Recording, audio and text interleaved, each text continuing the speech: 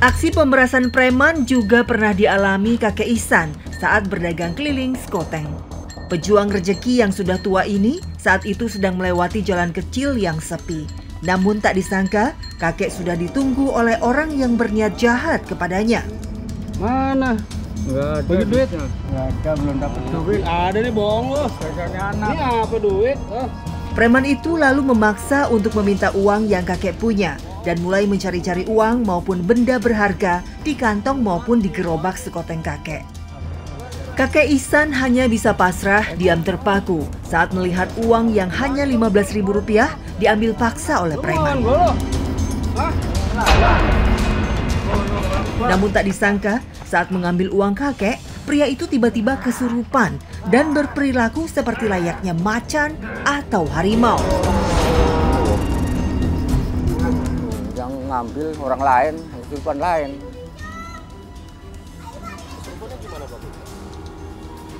Kayak senggara macan, dakar tanah. Tapi saya enggak lari, silakan saja mau nyerang silakan, tantang saya iya. Bukannya takut atau melarikan diri, kakek Ihsan justru mencoba menolong preman ini. Alhamdulillah, berkat pertolongan Allah, pria itu pun sadar dari kesurupannya dan mengurungkan niatnya untuk mengambil uang kakek. Sahabat Hikmah, sudah 44 tahun lamanya kakek Ihsan menggantungkan hidupnya dengan berjualan sekoteng. Setiap hari kakek berkeliling mendorong gerobak sekoteng dari kampung ke kampung. Tubuh rentanya tidak menyurutkan semangat kakek untuk terus berikhtiar mencari nafkah. Baginya, berkeliling menjual sekoteng jauh lebih baik daripada meminta-minta.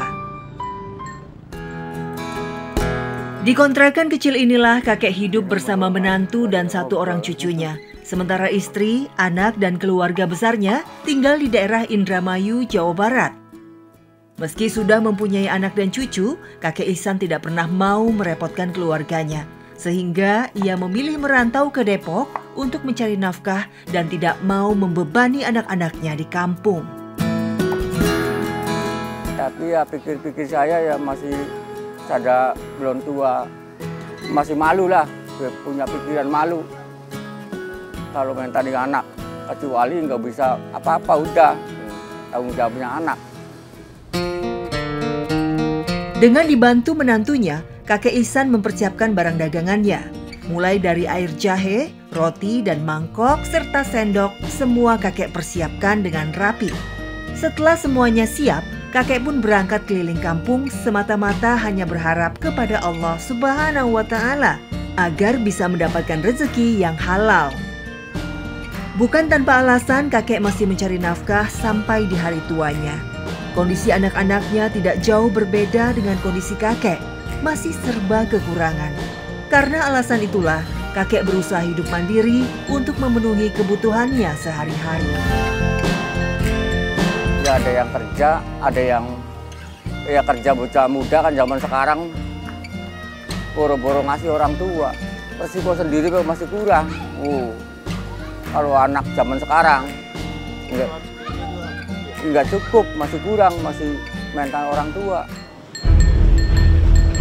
Pengalaman pahit silih berganti datang, seolah tidak ada hentinya. Keuntungan kakek dengan berjualan sekoteng tidaklah banyak, namun ada banyak yang tega berbuat jahat kepada kakek. Meski harga sekoteng kakek dipatok hanya Rp500, namun ada saja pembeli yang tidak mau membayar.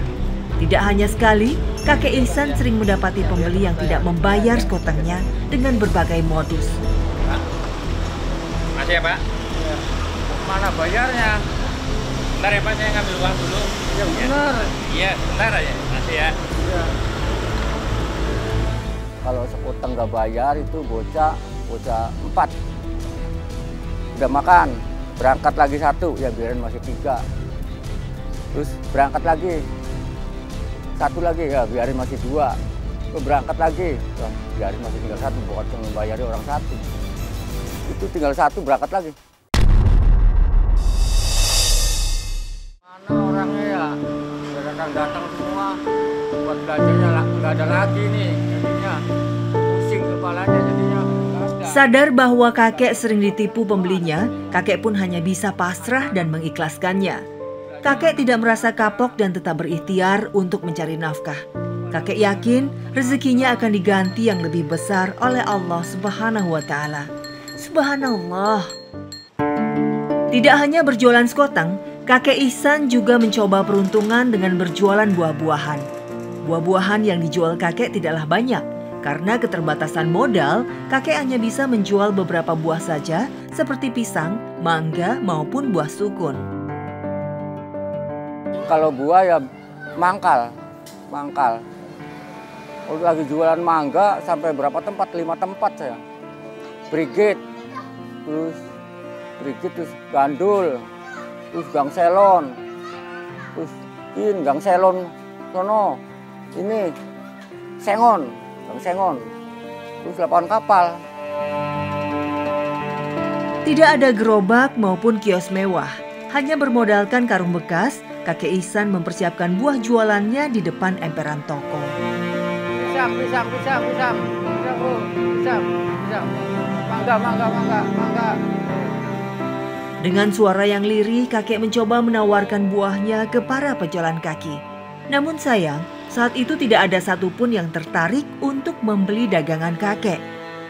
Panas terik menjadi makanan sehari-hari kakek ketika berjualan buah. Selama sekian lama berjualan belum ada satupun buah yang laku terjual. Hal ini membuat kakek selalu merugi dan tidak banyak mendapatkan penghasilan. Laku sih laku, ruginya habisnya lama, jadi habis dimakan, lama-lama kan busuk, dibuang. Sudah jatuh tertimpa tangga pula. Mungkin peribahasa ini paling pas untuk menggambarkan perjuangan kakek ketika berjualan buah. Saat kakek sedang berjualan, rasa kantuk dan lelah mulai datang. Kakek Ihsan pun beristirahat sejenak di emperan toko. Tak disangka, ada orang yang tidak bertanggung jawab memanfaatkan situasi ini dengan mengambil beberapa buah yang dijual kakek. Sadar akan buahnya dicuri, kakek pun mencoba mengejar. Tapi apa daya, tenaga kakek tidak seperti dulu. Pencuri itu pun berhasil kabur. Kakek hanya bisa pasrah. Rasa lelah bercampur dengan rasa kecewa. Karena umur yang semakin tua membuat kondisi badan kakek semakin rapuh. Terkadang rasa sakit dan pegal menghampiri. Kakek hanya bisa istirahat di kontrakannya yang sederhana dan jauh dari kata nyaman.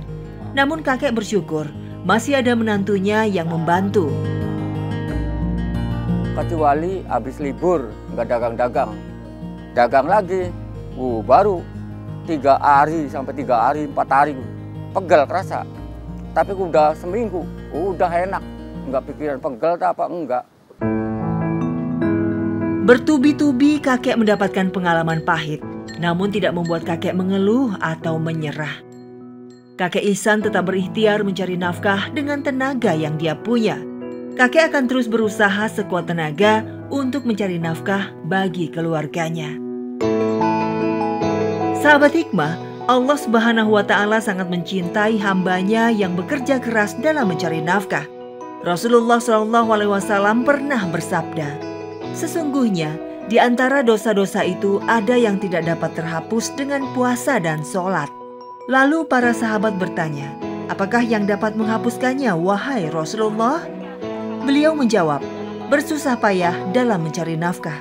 Hadis riwayat At-Tabrani. Barang siapa yang di waktu sore merasa capek atau lelah lantaran pekerjaan kedua tangannya mencari nafkah, maka di saat itu diampuni dosa baginya. Hadis riwayat Tabrani. Setelah berikhtiar, kita wajib untuk tetap beribadah dan menyerahkan semuanya kepada Allah Subhanahu wa Ta'ala.